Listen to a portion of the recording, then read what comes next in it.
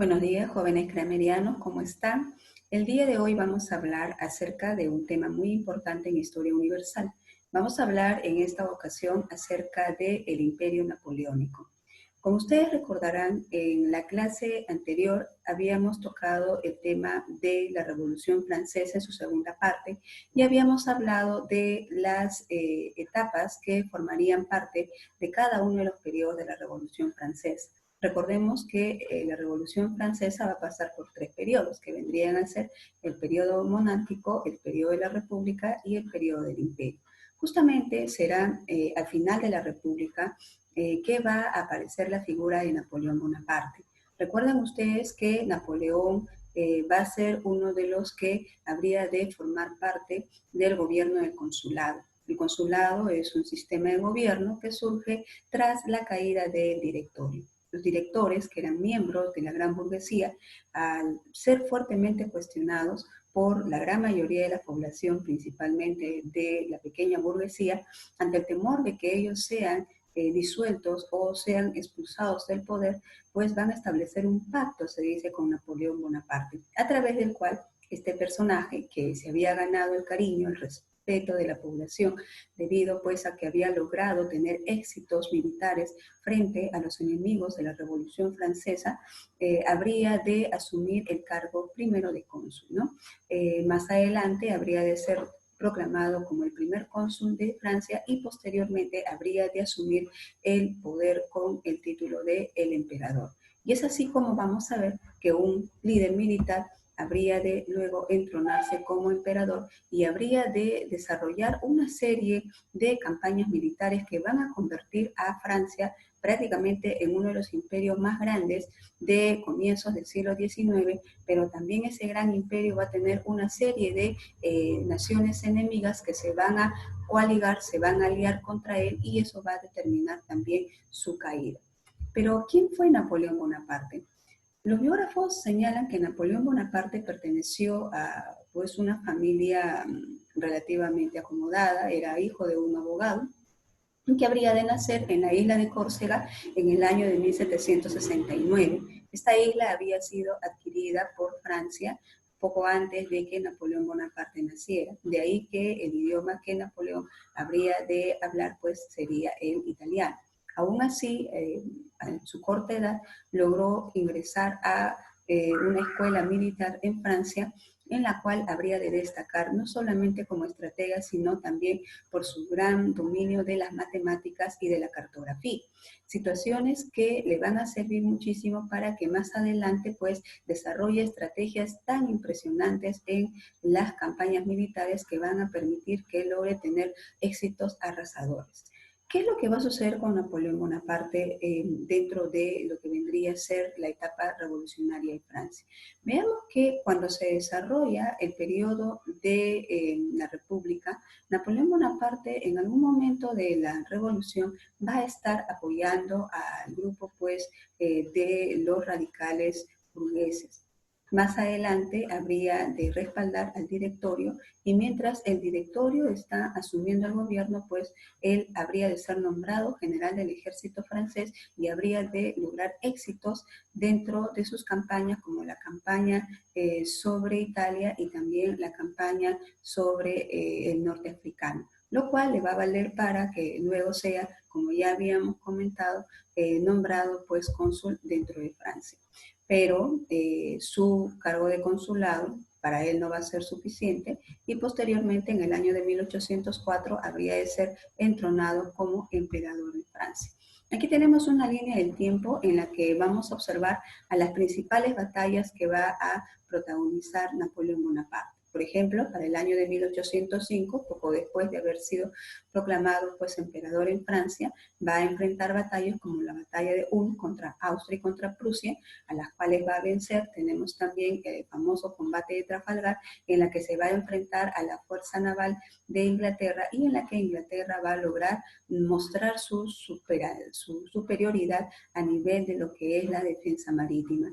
Pero en aquella oportunidad el almirante Nelson, un personaje muy reconocido dentro de Inglaterra, pues habría de perder la vida.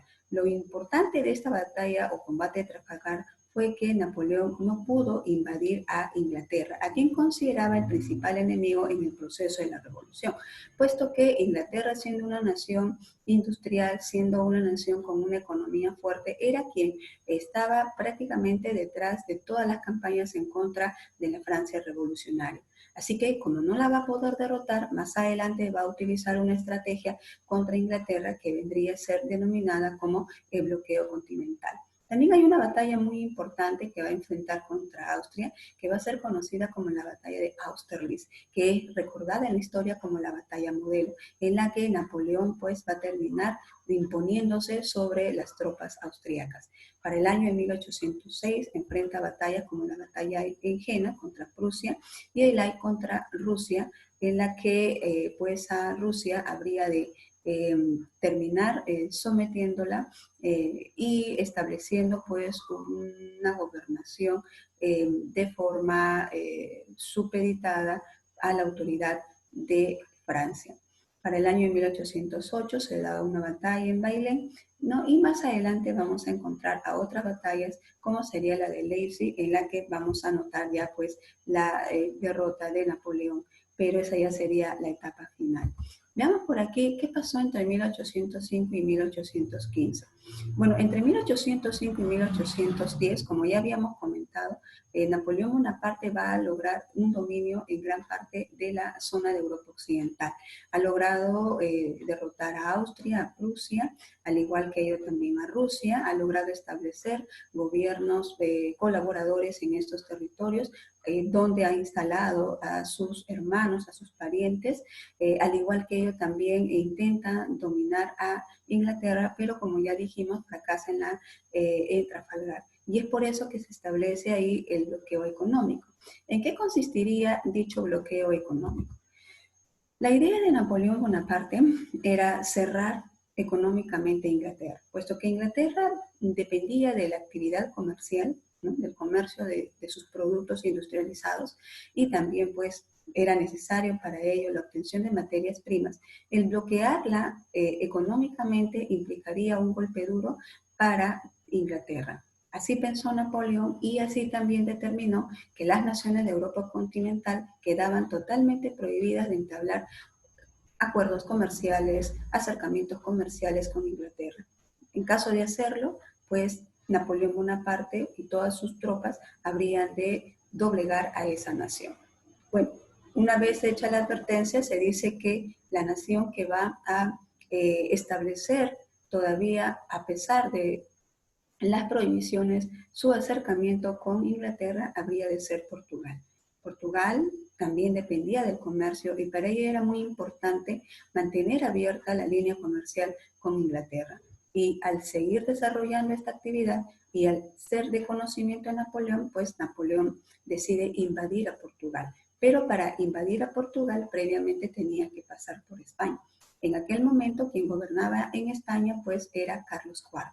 Y es con Carlos IV con quien se va a establecer con el gobierno de la famosa firma del Tratado de Fontainebleau, a través del cual lo que se permite es el paso de las tropas francesas por el territorio de España, ¿no? Supuestamente Napoleón solo atravesaría España para llegar a Portugal y someterla, y a cambio de ese acceso por el territorio español, pues España recibiría una parte del territorio portugués. Cosa que en realidad no se dio porque Napoleón Bonaparte no solo sometió a Portugal, sino también terminó sometiendo al territorio de España. Esta situación generada en la cual el rey Carlos permitía que las tropas de Napoleón atravesaran el territorio de España, provocó pues la protesta de la población, sobre todo de los liberales, quienes encabezaron una lucha en contra del rey y plantearon la deposición de este rey y el nombramiento como nuevo rey para España a su hijo, que vendría a ser, en este caso, Fernando VII. Entonces hay un momento en el cual dentro de España vamos a tener a dos reyes, uno que sería Carlos IV padre y el otro que sería Fernando VII hijo.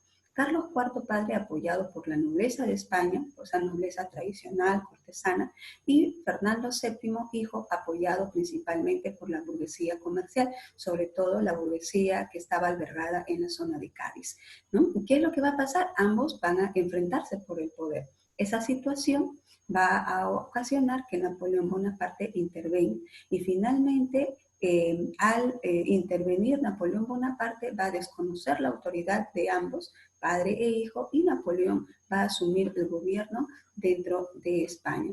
Y para ello va a nombrar a su hermano José como rey de España, con el título de emperador José I, que sería pues para los españoles Pepe Botella, ¿no? Es de la manera como lo van a conocer.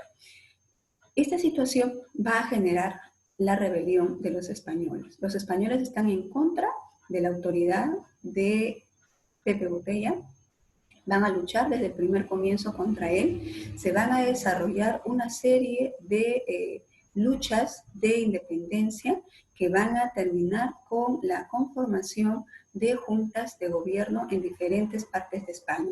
Todas estas juntas de gobierno que aparecieron en diferentes zonas, como Aranjuez, como Sevilla, como Cádiz y otras ciudades más de España, terminaron siendo prácticamente aplastadas por las tropas francesas.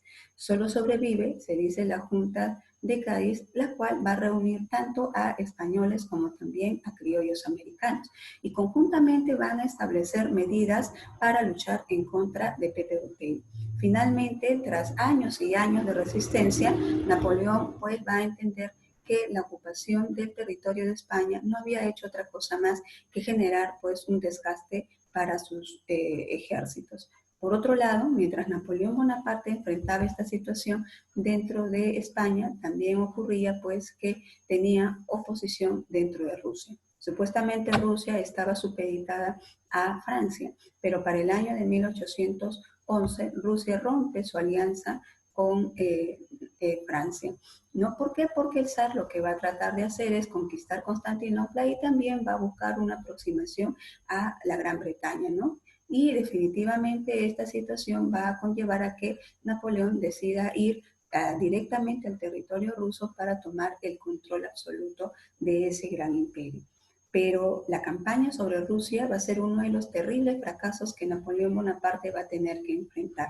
¿Por qué razón? Porque Rusia no solamente era grande, sino era un territorio en donde pues las temperaturas llegaban a ser inferiores a los 0 grados en las temporadas de invierno.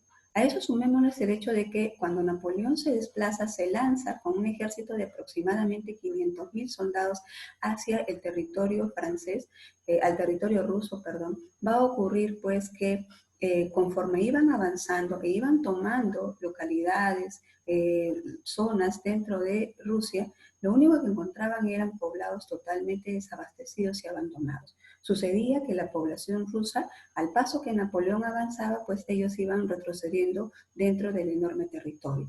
Esa táctica habría de servir para que las tropas francesas no pudieran abastecerse adecuadamente en el proceso de su campaña. Finalmente, las tropas de Napoleón llegan a Moscú, toman Moscú, pero esa misma noche Moscú pues va a ser incendiado. Y el incendio de Moscú, el arrasar con esta ciudad importante para Rusia, habría de generar pues ya la retirada de Napoleón Bonaparte. A esa estrategia se le conoce con el nombre de tierra arrasada, tierra quemada, a través de la cual lo que hacían los rusos era evitar que las tropas enemigas se pudiesen abastecer de agua y alimentos para seguir avanzando en el territorio.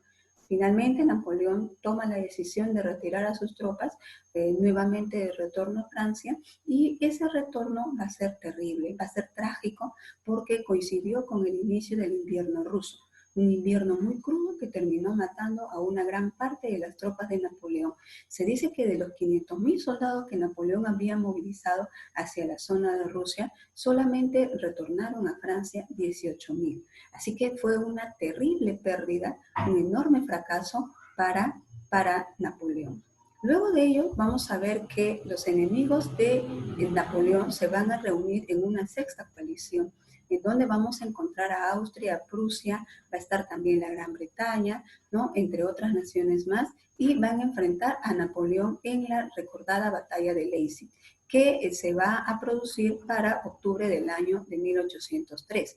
Esta va a ser llamada la Batalla de las Naciones. Se cuenta que un ejército de aproximadamente 1.000.000 de soldados, que era parte de esta coalición, se va a enfrentar a las tropas de Napoleón, que aproximadamente van a sumar pues unos 250.000 soldados. Definitivamente, frente a esa gran diferencia, pues era inevitable la derrota de Napoleón. Napoleón no solamente va a ser derrotado en la batalla de Leipzig, sino posteriormente va a ser capturado y va a ser desterrado a una isla que se encontraría al sur de Italia, conocida con el nombre de Elba, de la cual pero meses más tarde va a poder escapar y va a poder retornar hacia Francia en un momento en el cual dentro de Francia se estaba viviendo lo que la historia conoce como la restauración, el retorno de la familia, en este caso de los Borbones, al poder, ¿no? Pero ¿qué es lo que sucede? Napoleón regresa, logra tomar, digamos, el control de Francia por un periodo muy corto de 100 días aproximadamente, y en ese lapso de tiempo nuevamente los enemigos de Napoleón se vuelven a coaligar en una séptima alianza que va a terminar enfrentando a Napoleón en la última batalla, que sería la batalla de Waterloo, que se va a dar en Bélgica en junio del año de 1815. En esta ocasión, las tropas británicas, holandesas, alemanas y prusianas se van a enfrentar a las tropas de Napoleón, que van a ser totalmente derrotadas. Finalmente, tras el triunfo de los coaligados en la batalla de Waterloo, Napoleón va a ser capturado y va a ser desterrado, pero esta vez habría de ser desterrado a la isla de Santa Elena, que se encontraba al sur del territorio de África, y posteriormente pues de ahí ya no habría de poder, ¿no?, retornar, no podría escapar pues más adelante. Es aquí en donde moriría en el año de 1821, exiliado, alejado totalmente del escenario político europeo. Estas son las etapas finales de pues la historia militar y política que va a tener Napoleón dentro de Europa. Entonces la figura de Napoleón va a ser muy importante, muchachos, porque va a cambiar totalmente la estructura tanto de el sistema de gobierno como también la estructura territorial de Francia, y más adelante pues los coaligados se van a tener nuevamente que reunir para poder determinar el retorno de la situación al estado anterior a Napoleón. Ya, pero esta situación de la restauración lo vamos a evaluar en otro capítulo. Entonces nos vamos a quedar aquí, muchachos, y gracias pues por su atención.